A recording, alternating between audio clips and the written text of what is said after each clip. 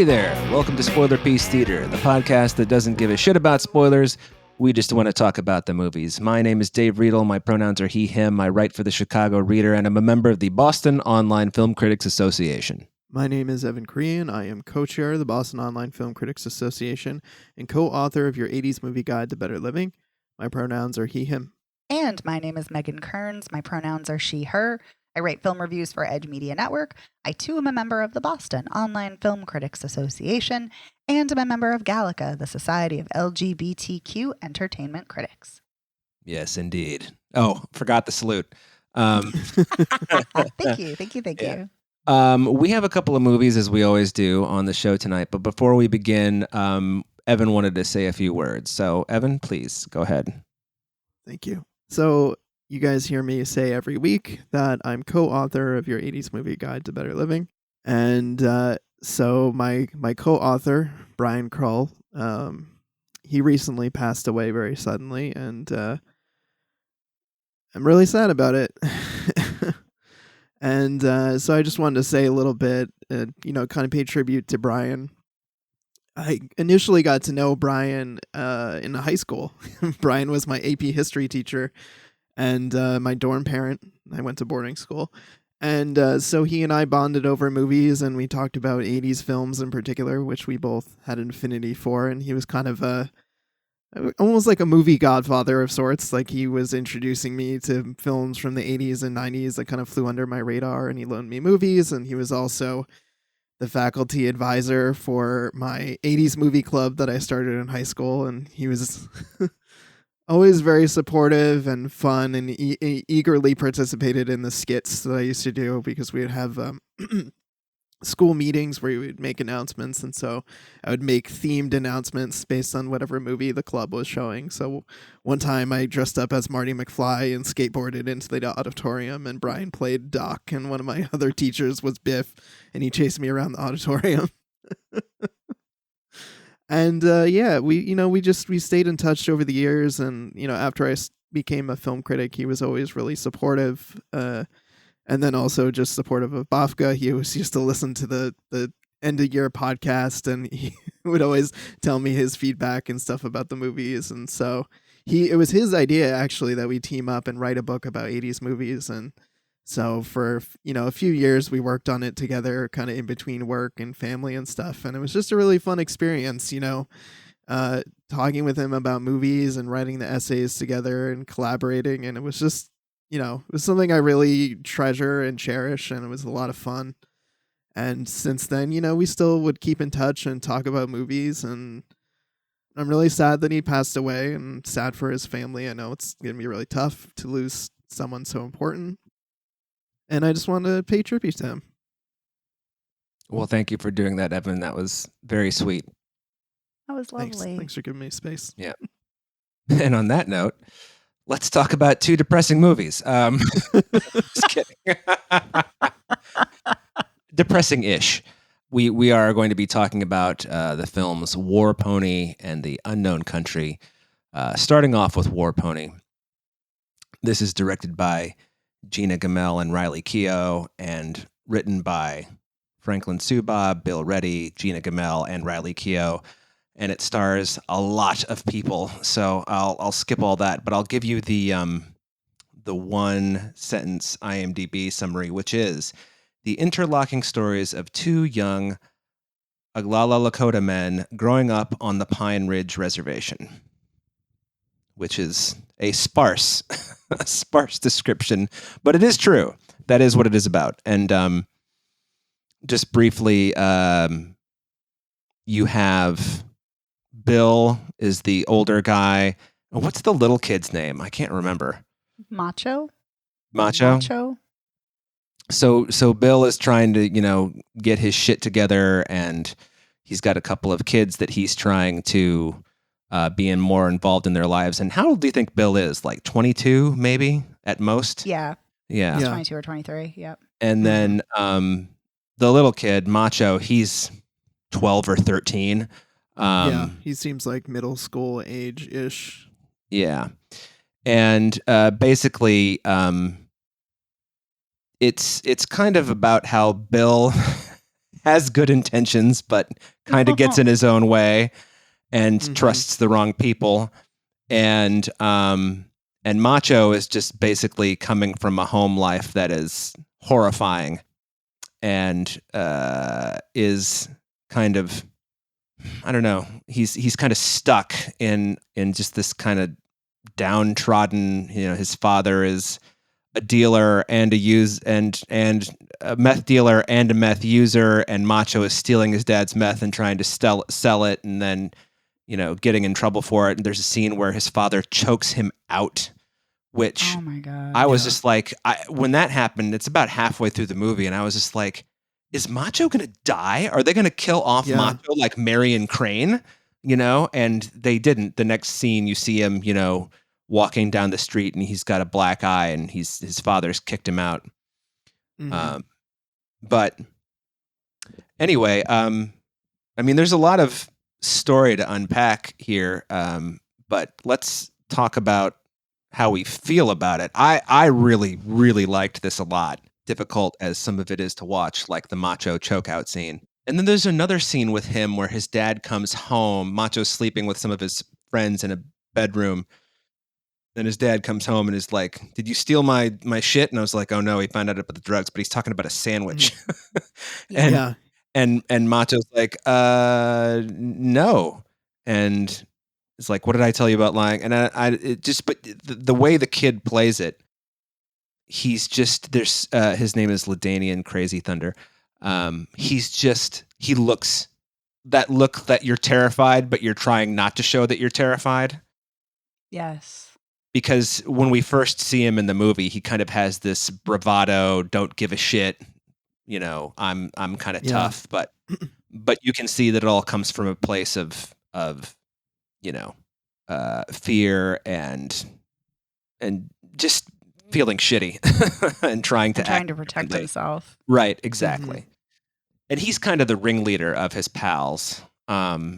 So he's got some I'll just use the word stature. He's got some stature in their like 4-person group. And then you have Bill, who has got 2 kids with 2 different women, and he's trying to like earn some money to give the women some money for the kids and, hopefully hook up with one of the moms again. And he gets this job with this turkey rancher who is like a scumbag. Like the moment this guy appears on the screen, Yeah. this Yeah. white Oh, you guy, know. I'm just like, this guy's bad news. And, Mhm. The rancher and his wife, have Bill over for dinner, and, they're teaching about wine. And I'm just like, and, Bill is kind of rolling with it. You can tell that he's kind of like, I don't know. But he's rolling with it pretty well. But they're just so condescending and Mhm. just awful. Yeah. And then it turns out they're fucking racist as shit. Mhm.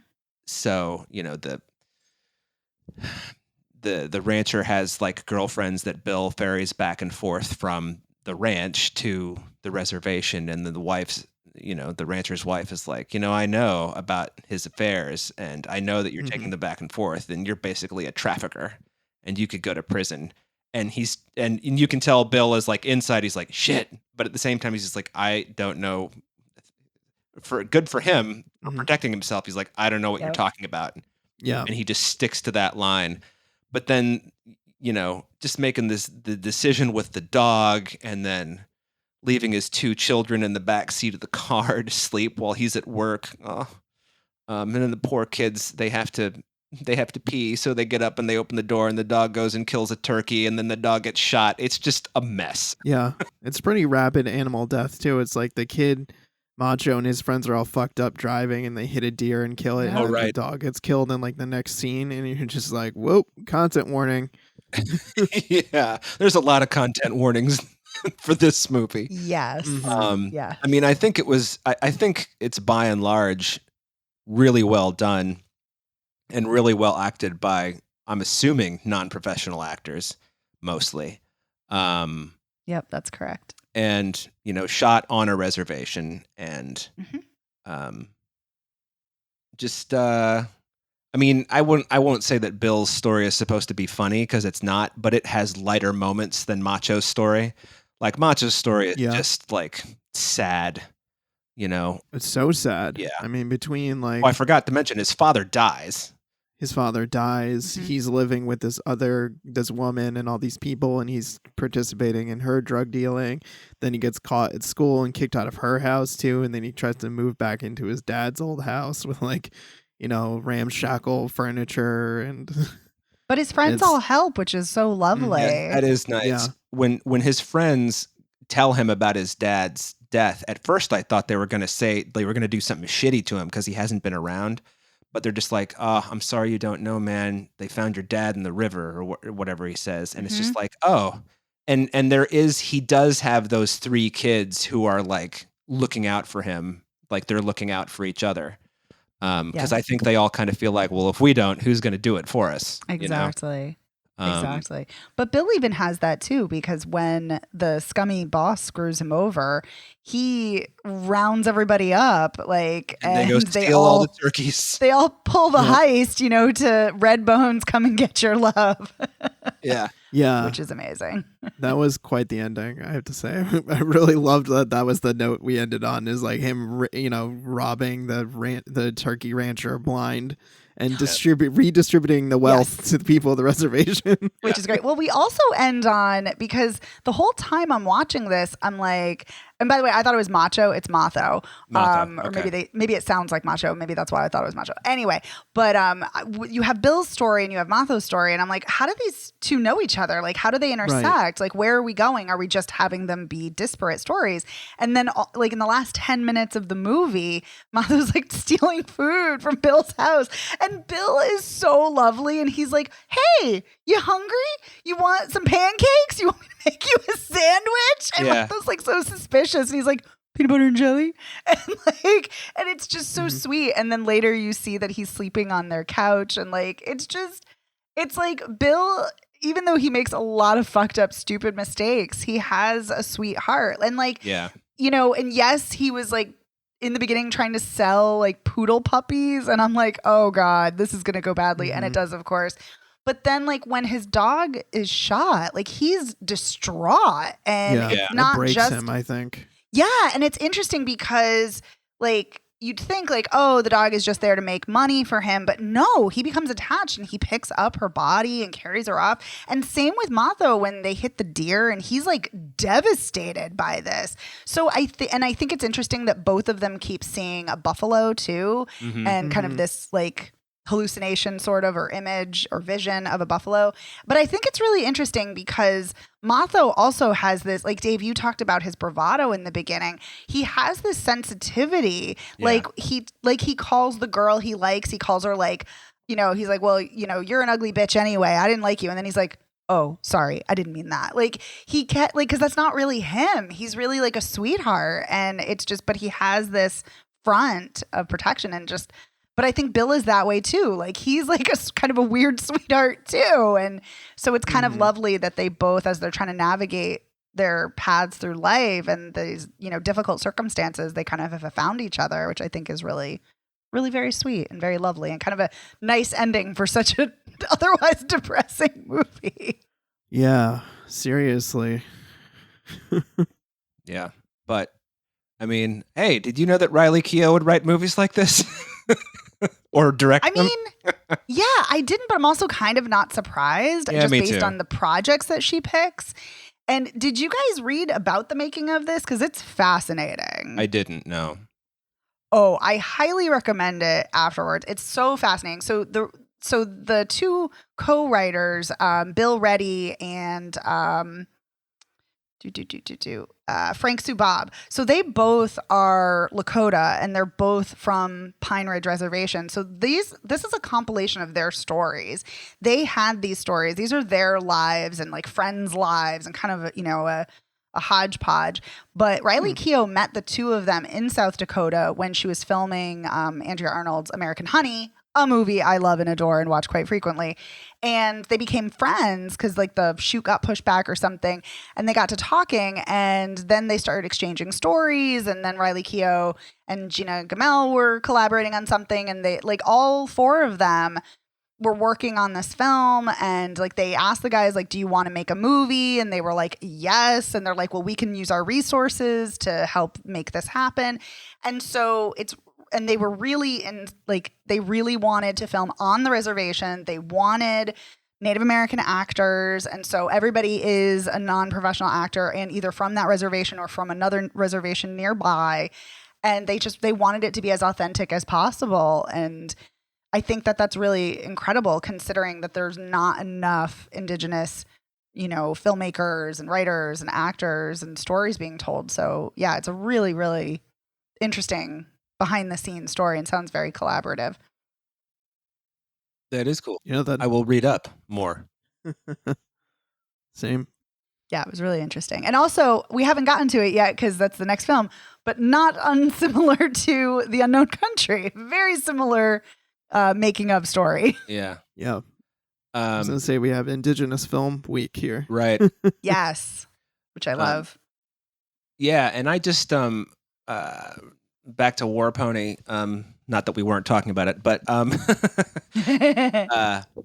I really liked the pace. I thought it was really well paced. Deliberate.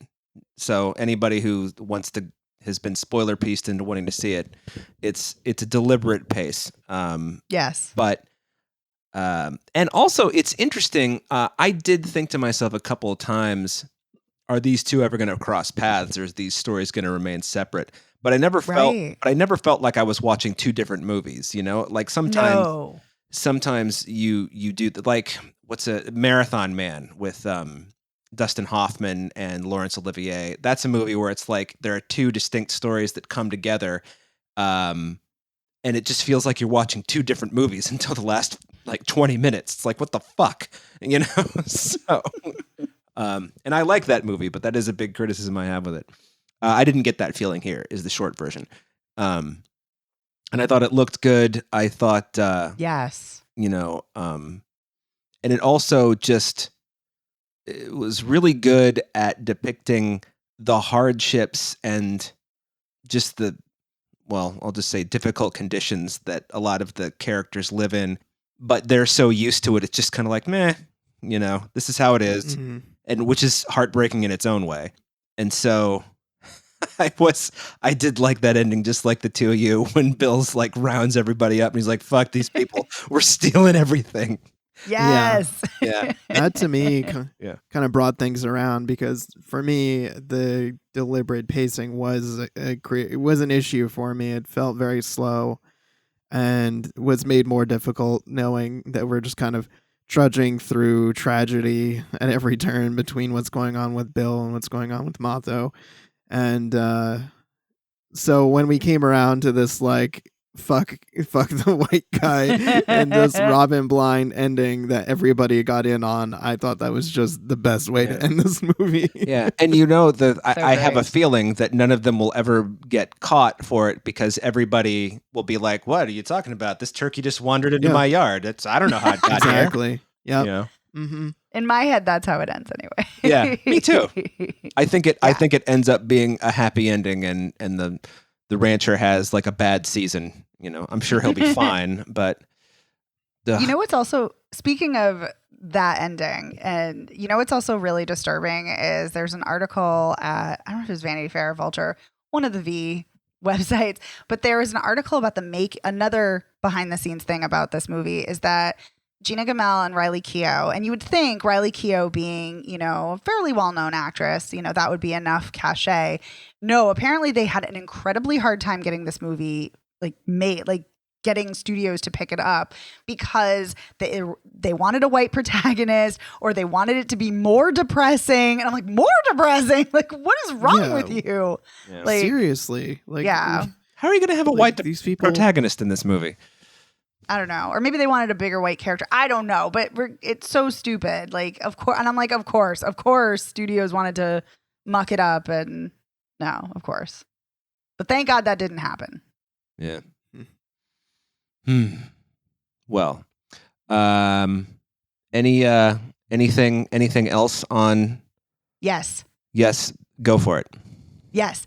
So about the pacing, I agree that it is a very deliberate pacing. It's a bit slow for some people. I didn't find it slow, but I can understand how it would be for some.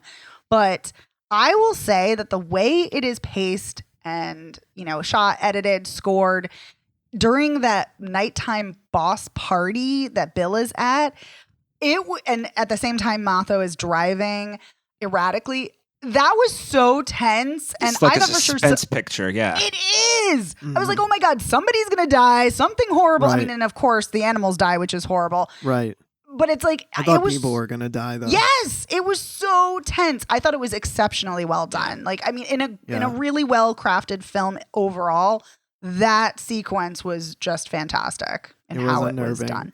Yeah. yeah. Yeah, and I kept thinking that somehow Matho would crash his car into Bill's parked car with his That's what kids I in it. thought. Yeah, Oh I my thought God. that Bill's And then kids the gun were would going to go be. off. Yeah, I was like, oh no. I thought the gun had gone off. Like, oh my God. Yeah, Mhm. Yeah. thank God none of those things happened. But I kind of like that too. I like that it didn't go that really melodramatic, super tragic route, That Right. it's Mhm. just like, hey, no, you know what? The white people have, the U.S. has fucked over Native Americans, and so they struggle with making ends meet, and some of them have to resort to, drug dealing. And we have that tragedy, and we have, child abuse tragedy. Like, that's enough. Those are enough horrifying things. yeah. Mhm. Yeah, I kind of appreciate the way it played out. I was worried that Bill's kids were going to like freeze to death in the car, and then I was like, well, it's my October. It's God. not. It'll be fine. But No, but I thought that too. I was like, oh God. yeah, I was But really then worried. But there is something real. I mean, yes, he makes a lot of bad choices, but also I'm like, there are like sometimes like if you're a single parent, like what do you do? And you can't afford childcare and you don't have anybody and you got to work, so. Yeah. I certainly don't. I mean, some of the choices that he makes, you're just like, oh, Bill, come on. But that one, it's just like he's trying to give one of his Right. one of the moms a break, and he does want to be with his kids, but he's got to go work, and he's just like, and you can tell that he cares about these boys, Yes. but he's just kind of stuck. He's got to, just like you were saying, single parent. He's got to do this, and then of course get fucked over by the owner. The ranch owner. I'll say the way that he gets fucked over. So the dog gets shot, and then Bill and one of his friends are like, "What the fuck?" And then two white people from the party come down and start shit with them, and then Bill's friend fucking bops one of them pretty good in the nose. And then the rancher's like, "All right, Bill, you got to get out of here." And that's when Bill picks up the dog and puts it in his trunk. And His boss raises a shotgun and shoots either way. shoots in the air. yeah, Yeah. Right. He's not just like, saying, hey, you got to get out of here. Like, what Right. a jerk. Like, oh my God, what a jackweed. Anyway. And so Bill goes to his office like a day or two later, and he's like, he knows he's fired, and he's like, I want my last 2 weeks' pay, and he's like, I'm not paying you, fuck off. And then that's when Bill decides to, do the heist. Yeah. Amazing. Yeah, and it was particularly fun in that scene because the boss was like, "Oh, you contaminated my turkeys, my 45 turkeys," and Bill picks up a handful of like the M&Ms that are in the bowl Yeah. and individually drops them through his hands Love back it. into the bowl, contaminating the bowl. Yeah. I thought that was amazing. I thought that was great too. Because like we say, Bill makes a lot of bad decisions, but Bill's not stupid. He's just, no. Yeah. he's just in a position where these are the choices he has, Yeah. So, I'm so glad you brought up that scene, Evan, because I think that crystallizes something that's really exceptional about this film. So again, talking about the behind the scenes, I'm telling you, the behind the scenes is so fascinating. The actors, they were non-professional actors, but they workshopped everything that's on screen. Nothing was improvised. It was all workshopped. It was all done. They rehearsed over and over and over, and it was something that either Riley Keough or Gina Gamal or both of them said. It was that they were so impressed that they gave such kind of naturalistic performances, considering they'd never done this before, and the fact that this was not improvised. It was really rehearsed and really crafted, and really, gone over and written. And so I just like the fact that Bill does that with the M&Ms. Like, that's something that seems so kind of spur of the moment, but it's so It's just so good. It just feels so real. Anyway, It's a great moment. what a great film. Yeah, what a really well done film. Yeah. All right. I like it even more talking about it, I have to say. I do too. Yeah. Did you do either of you watch or have you watched Reservation Dogs? No, I have not. I have not, because of some of the criticisms I have heard. That doesn't mean I won't watch it, but The early parts of this film reminded me of Reservation Dogs with the grifting and hustling and stuff going on and the mischief. ooh. And I think I was kind of gearing up for something that was going to be more like that, which is more woven with humor. And I think that was a detriment for me watching this, because then I ended up getting a movie that was a lot more serious than I was expecting. Yeah. Well, I don't know. It is called War Pony. So, the word war is right in the title. But you know what? For the longest time, I'm so stupid. For the longest time, when I would hear Reservation Dogs, I would just think, yeah, of course I've seen Reservoir Dogs. What's wrong with you? Oh, Dave. Yeah. Mhm. And I was like, oh, it's completely different. I see. Yeah. Yeah. Is it worth watching though, Evan? Because if it is, I will. I've seen a little bit of the first season. I need to pick it back up, but I was enjoying the stuff that I saw. Okay, cool. Okay. Good to know. And on that note, if there are no final thoughts, we shall move on to our next movie, another Indigenous movie, The Unknown Country. This is directed by Marissa Maltz, written by Lily Gladstone, Marissa Maltz, and Lainey Bearkiller Shangro. And it stars Lily Gladstone. And here is your one-sentence IMDb summary. I want to throw in, mention, by the way, the reason I say IMDb summary is I don't want you guys to think I fucking wrote this shit.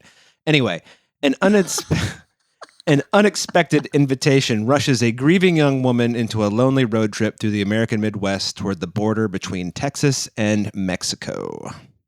Also true. Sparse, but true. That's also true.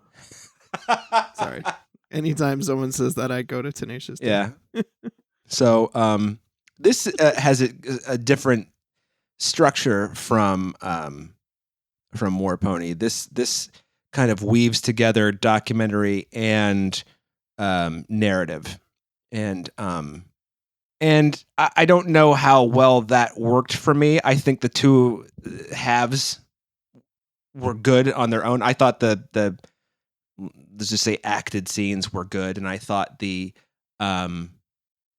documentary stuff was good, but I'm not sure how much I bought the two of them together. Because Lily Gladstone kind of goes through, she's the link of all of the pieces, and she's acting in some bits, but then she's like, herself in other bits, kind of reacting to the people who are part of the documentary, like the convenience store guy, for example.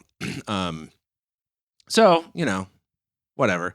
But I thought she was good. I liked another movie with a deliberate pace. I really like the pace of this too. And I think even though the melding the two different styles of filmmaking together didn't work for me so much, I found that it cut at just the right time to get away from each of them and back to the other kind of story. And like I said, I think Lily Gladstone was really good. What did you two both think?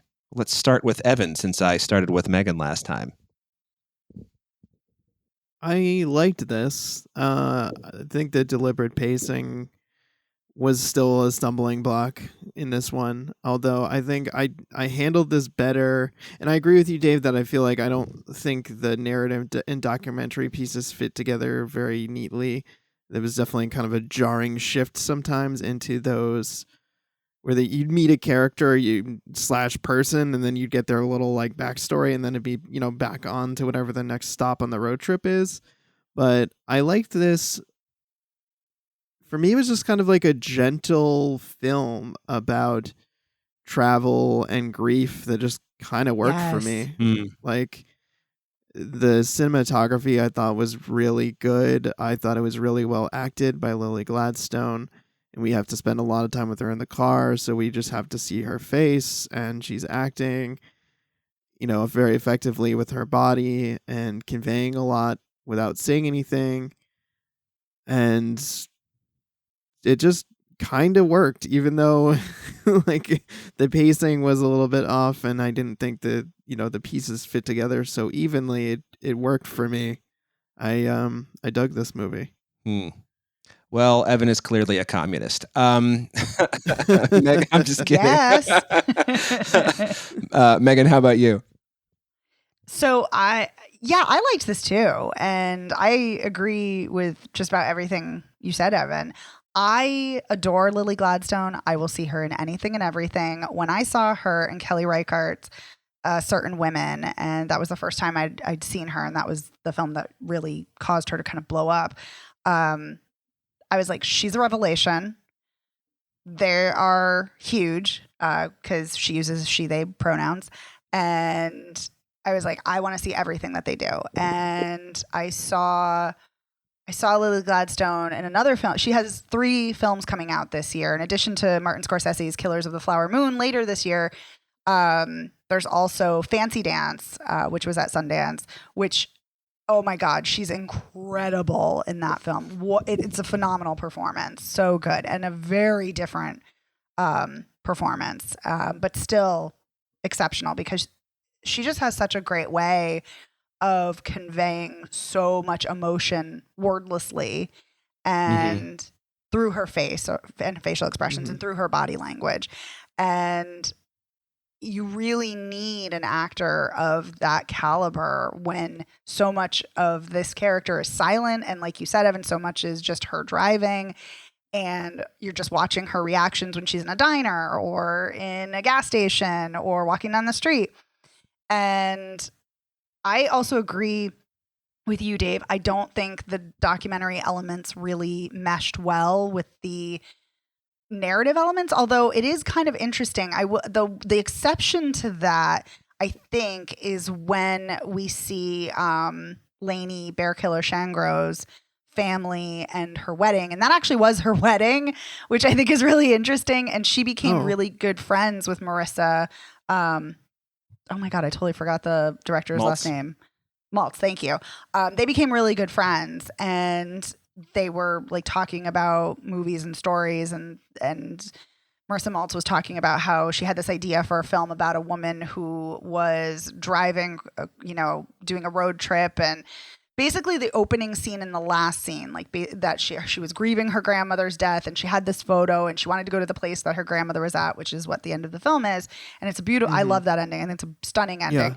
Yeah, it is. And Leni Bearkiller Shangro was like, what if you made the woman Native American? Because she's Native American. And Marissa was like, oh, yeah, that sounds great. And so then saw Certain Women, saw Lily Gladstone, and was like, let's approach Lily Gladstone. And Lily Gladstone was on board too. And then they collaborated in the writing of the film.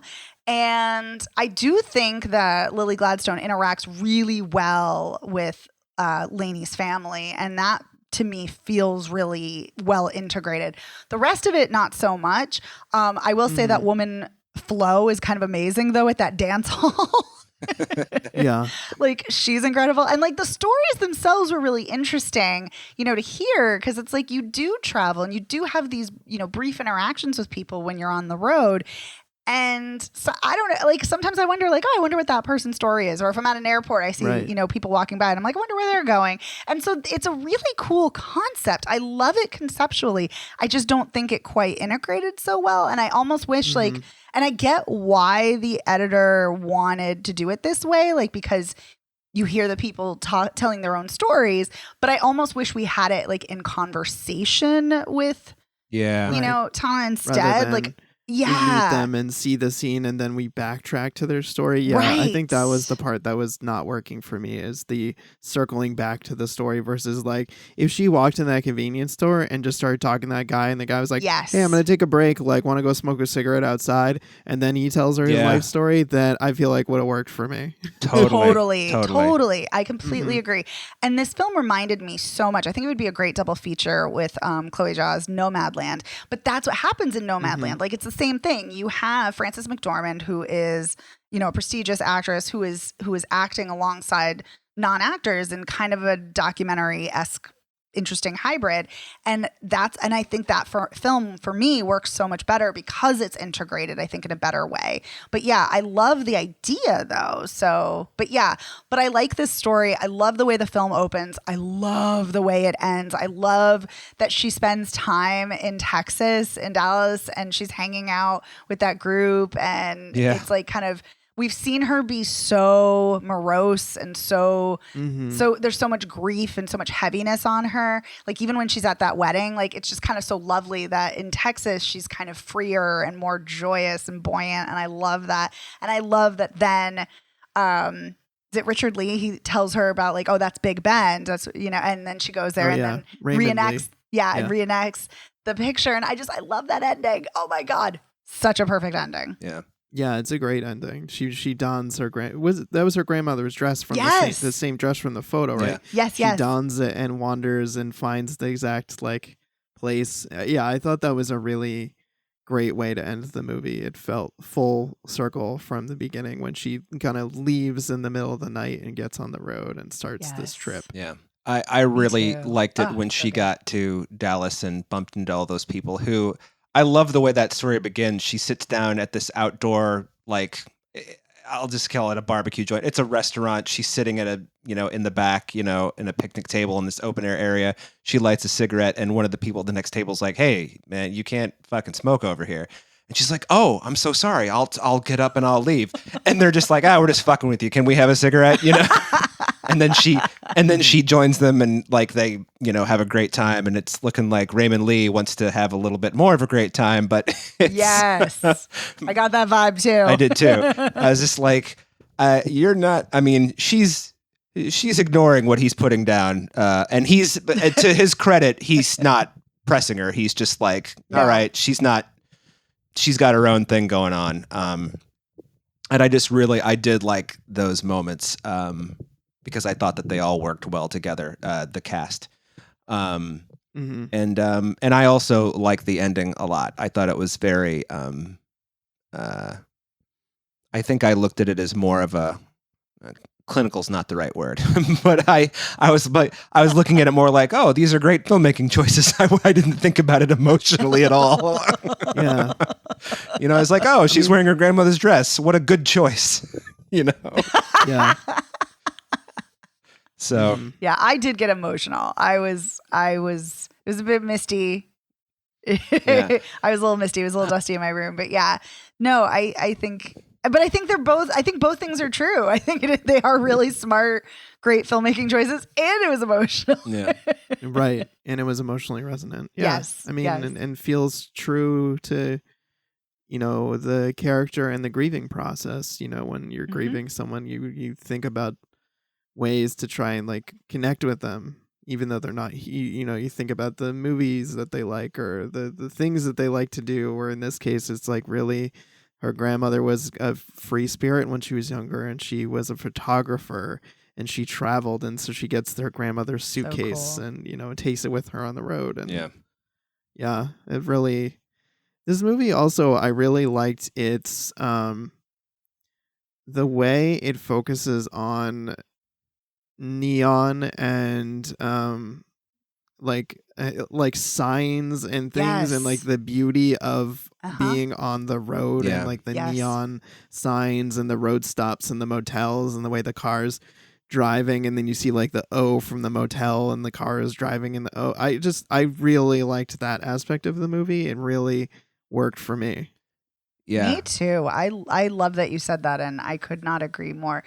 Along those lines, kind of a less savory element of travel, I really love that it shows what it's like to be a woman traveling, or a non-binary femme traveling on the road alone, and how she keeps getting approached by creepy dudes, or like she thinks that guy is following her when she leaves the gas station, and it's very heightened, very aware, but then he thankfully turns off.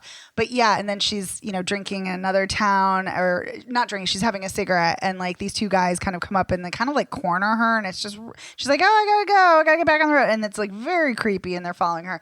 But that's what it's like, that's what it's like to be a woman or non-binary femme navigating the world. And sadly, but I love that the film balances that kind of, menace that women are never safe and always have to be on guard, but also with the jubilant freedom of being on the road. And you never know who you're going to meet, and you never know what you're going to discover, and you really learn about yourself. And so I love that it has both of those, encompasses both of those.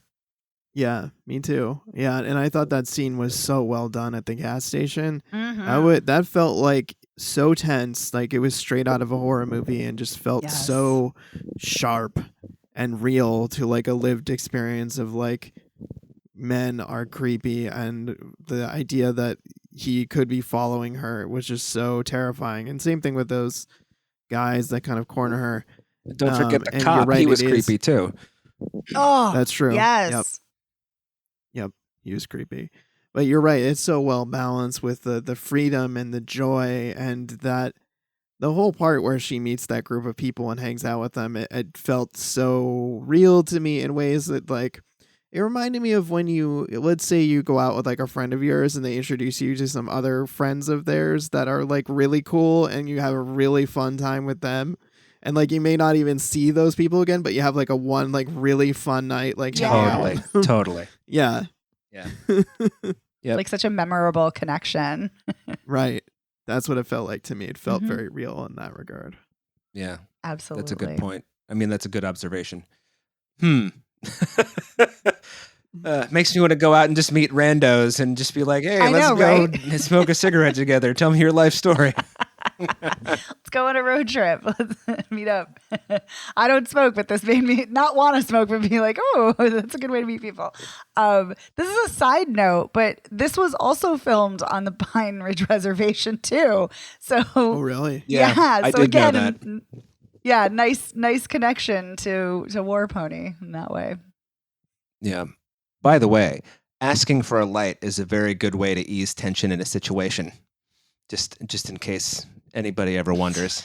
What do you do if you don't smoke? I don't smoke. I'm never going to Well, start you now. can't do it around people who like, are non-smokers, or if you're one, I guess, but it gives you something to talk about, instantly. Right. So- Right. Hmm.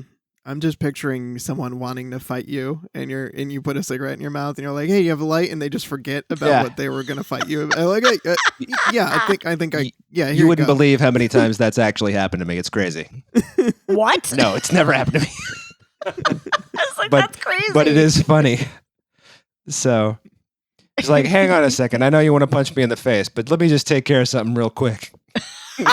Whip out a pack of Marlboros. You got a light? Yeah. Now we're best buds. Yeah. It's like, yeah, I got a light. Anyway. Well, that was a fun convo about the unknown country. Mhm. More fun than I think I had with the movie, but hey, that's what Spoiler Piece is for. It really kind of bums me out because I like the two separate elements. But we've all said is like I just don't think they necessarily work together. But I think you have two. I think you have two halves of really good movies here. Yes. So, that's fine. And I think that ending just I don't know if you had a different ending, I don't know, I might feel differently, but the ending I'm kind of willing to forgive, Right. And Lily Right. Gladstone is just so good. She So good. really is good. I can't remember. Ugh. I've seen her in something else, but I'm not sure what. Because I know who she is. Like I'm like, oh, Lily Gladstone's in this movie. But I can't tell you what else I've seen her in. But I am looking forward to whatever the Flower Killers movie. Oh, First Killers Cow. of the She's in Flower First Moon. Cow. Mhm. She That's is in what it First Cow, is. Yep. Yes. I know. First Cow. Anyway. Another excellent Another film that I excellent did film. have. Do we have any closing thoughts before we close the episode? I don't know why. I said, I'm like, you know how like there was that time when people used to call appetizers apps, and it made me so angry. It just made me so angry. It's just like they're appetizers. Apps and Zerts. Just fucking call them appetizers. And I just did that with episode. I have always hated when people are like, oh yeah, this is the 47th ep. Why don't you fuck off? Okay. So Wow, you just and got that's real- how Dave stands on abbreviations. yeah. Yeah. Dave just almost got into a serious fight with himself, and then had to ask Hey, himself me, for do a I have a light. light? Hey man, do you have a light? Yeah. I was going to say the only light I have in here is my stove, but it's not a gas stove, so I don't even have that. Might take longer to light your Yeah, cigarette. it's like have to wait for the burner to get up to 350 degrees. Oh boy. Anyway, okay, so that's this episode of Spoiler Piece Theater. We had a lot of fun, and I think I forgot to mention it at the top. Our Patreon movie this week is Water Lilies, French movie. It is the winner of our monthly poll, and the poll was first films by directors. I think all these directors have gone on to do multiple films, but anyway. And if I did mention it at the top, hey, here I'm mentioning it again at the bottom. And good job, patrons, for choosing the best choice. Yeah. It just so happens that it turns out I like that movie a lot. Otherwise, I'm sure I'd be like, "These fucking never pick my movies, goddammit." Although There's always next month. I think they did pick one though recently. I can't remember. They did. Yeah. I told you. Yeah.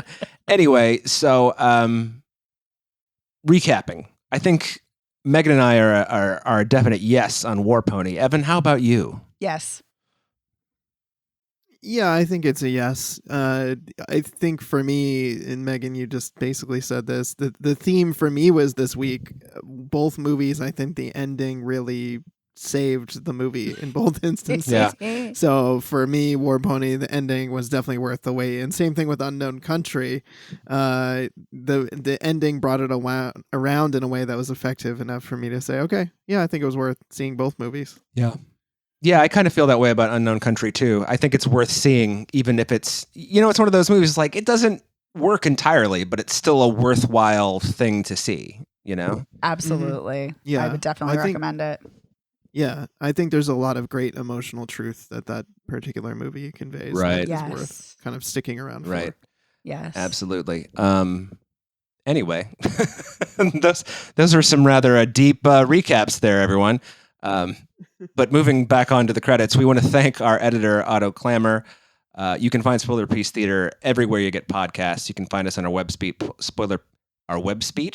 spoilerpiece.com. You can find us on social media. We're Spoiler Piece Theater on Facebook, Spoiler Piece on Instagram and Letterboxd, and Twitter, X, whatever the fuck it's called now.